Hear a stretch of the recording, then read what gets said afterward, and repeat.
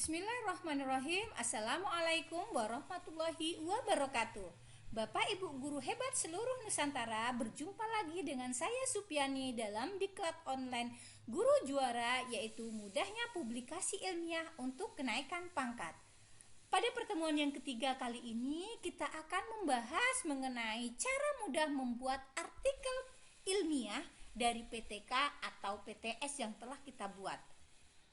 Baik, jadi artikel ilmiah dalam bidang pendidikan itu adalah artikel ilmiah atau tulisan yang berisi mengenai gagasan atau tinjauan ilmiah dalam bidang pendidikan.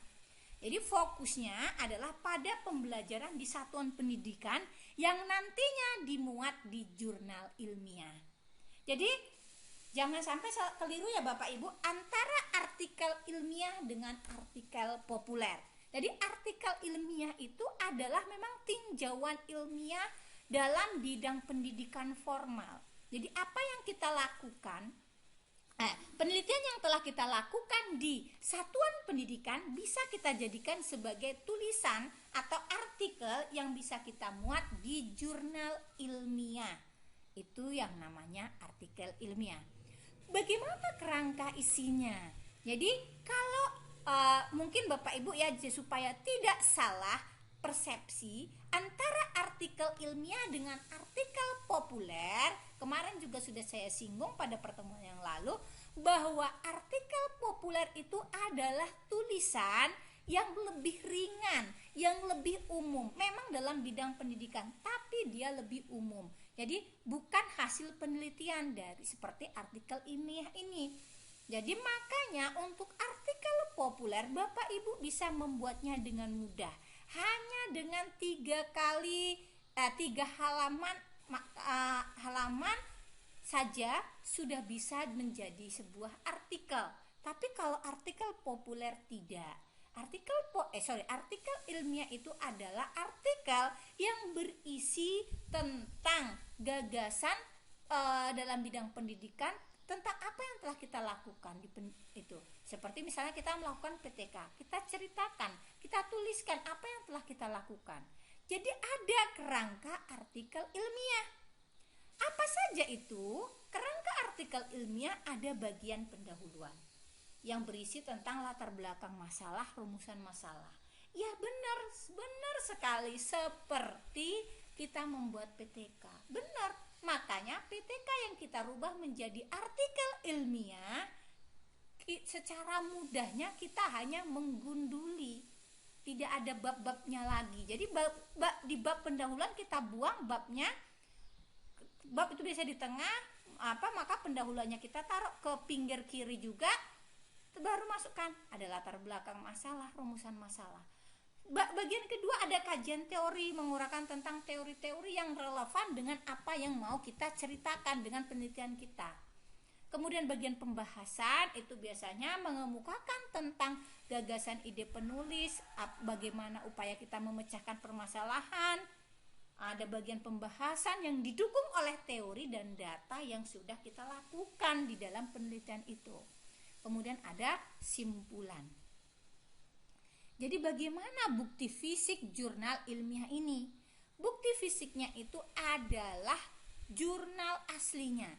Kalau bisa juga fotokopiannya, tapi harus ada menunjukkan nomor ISSN, keterangan akreditasi, baik itu keterangan tingkat nasional atau tingkat provinsi atau tingkat kabupaten, karena nilainya tergantung dari si jurnal tadi. Jadi bagaimana kita menulis artikel, bagaimana kita merubah artikel, menulis artikel ilmiah dari PTK. Jadi yang pertama karena tadi kita ada bagian awal, maka langkah pertama kita aja memperbaiki atau membuat bagian awalnya juga. Jadi pada struktur penulisan bagian awal di laporan penelitian, gampangnya di PTK kita, bagian judulnya kan biasanya panjang nih. Jadi artikel nanti kita buat yang lebih ringkasnya. Nanti ada cara kita bagaimana membuat judulnya. Jadi yang pertama Bapak Ibu harus ingat, kita harus merubah judulnya. Kemudian kita abstrak tetap di PTK ada abstrak, di artikel juga ada abstrak. Kalau pada PTK atau PTS Bapak Ibu ada kata pengantar, pada artikel tidak ada. Yang ada itu adalah identitas penulis. Oke. Kemudian langkah yang kedua, kita membuat atau isi struktur bagian isi. Pada bagian isi, baik itu PTK, PTS maupun artikel itu sama. Nah nih, yang tadi saya katakan di depan, digundulin judulnya. Kalau bab 1 katanya pendahuluan di PTK atau PTS, maka di artikel kita jadikan pendahuluan saja. Atau kita kasih poin A, boleh tidak pakai bab lagi. Kemudian kajian teoritis, langsung kita masuk ke metodologi penelitian, boleh. Kemudian di metodologi berarti apa, kajian teorinya juga kita tuliskan sedikit juga boleh. Terus nanti di hasil jadi hasil, kemudian dan pembahasan, kemudian ada kesimpulan. Jadi seperti itu, hanya digunduli lah gampangnya seperti itu. Tapi karena artikel kan ada batasan jumlah halaman, jadi maka ada yang bagian-bagian isi tadi yang mungkin harus kita lebih sederhanakan. Di kajian teoritis nih kita ambil sedikit saja, kemudian metodologi penelitian kita ambil yang poin-poin pentingnya saja. Hasil penelitian dan pembahasannya kita uraikan, nanti persentasenya akan kita bahas ya. Kemudian bagian kesimpulan. Oke, jadi kalau untuk bagian akhirnya itu di PTK atau PTS ada daftar pustaka. Kalau di artikel ada namanya ucapan terima kasih. Kemudian di PTK ada lampiran, di artikel tidak ada lampiran. Jadi seperti itu. Oke. Nih, seperti yang saya katakan tadi, untuk bisa merubah judul, kan pada artikel tidak mungkin sepanjang dengan judul pada PTK atau PTS kita. Karena apa? Karena judul artikel punya aturan, punya ketentuan, maksimal hanya 14 kata. Di dalam 14 kata ini wajib mencerminkan isi artikel tersebut. Ada kata kunci atau keywordnya, dan kita harus juga menggunakan istilah yang relevan dalam bidang keilmuan. Nah, jadi seperti itu. Jadi karena ada syarat untuk membuat judul seperti itu, maka kita harus bisa membuat judul artikel kita sesuai dari judul PTK kita sesuai dengan yang ketentuan tadi.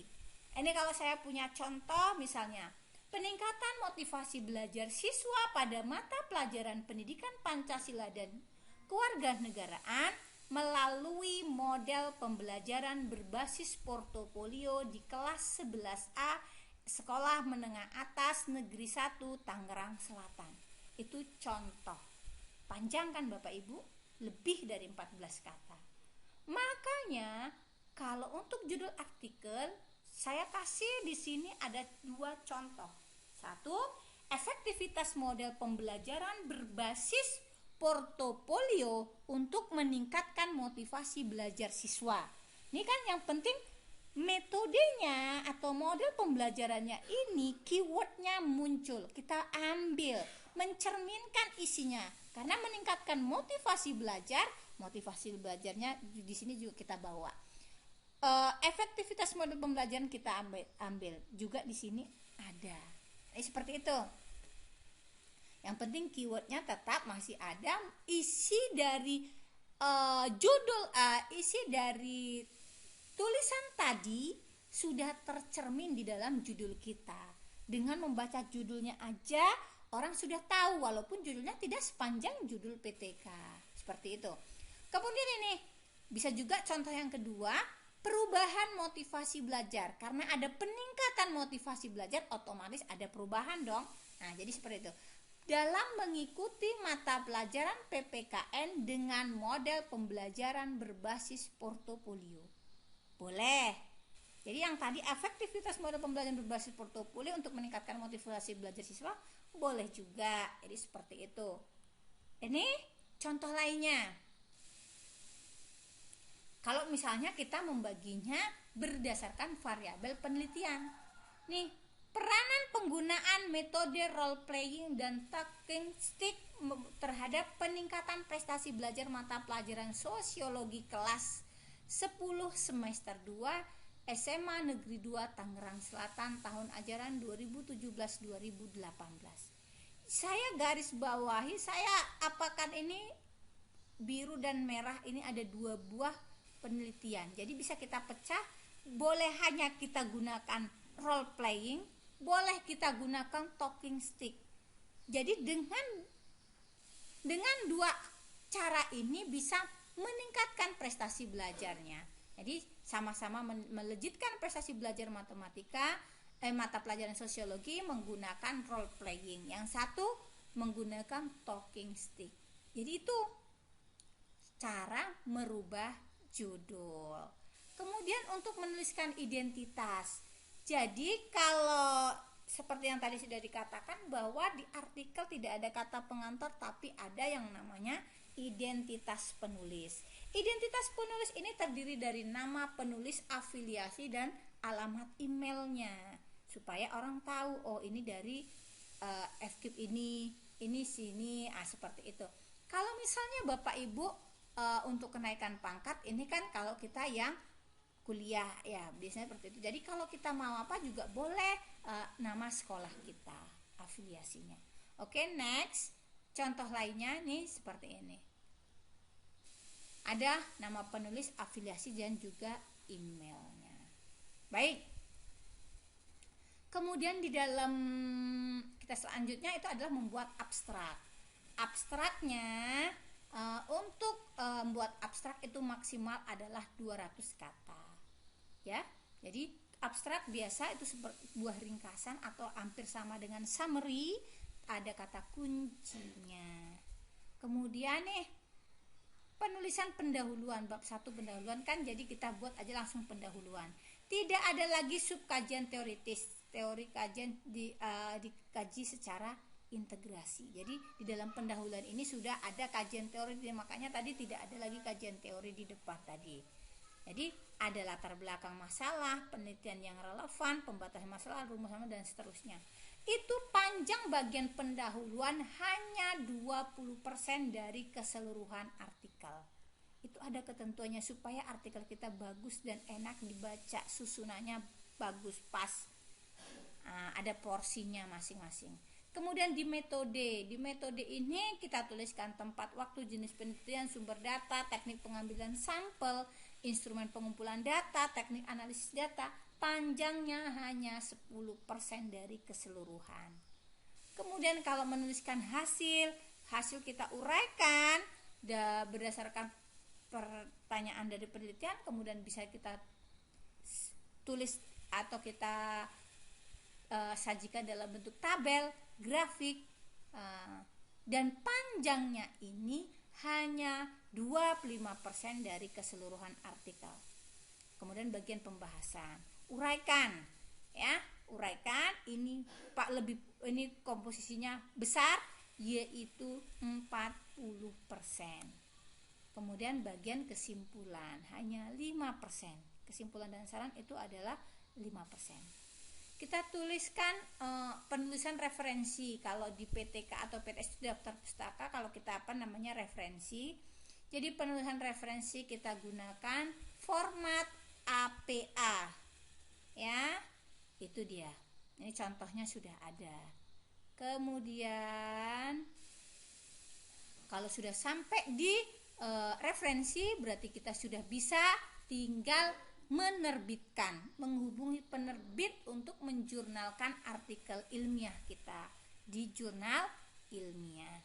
Mungkin itu saja yang bisa saya sampaikan. Terima kasih atas atensinya. Kurang lebih saya mohon maaf. Bila ada pertanyaan nanti bisa kita lanjut di chat grup Telegram. Saya akhiri, wabillahi taufik wal hidayah. Assalamualaikum warahmatullahi wabarakatuh.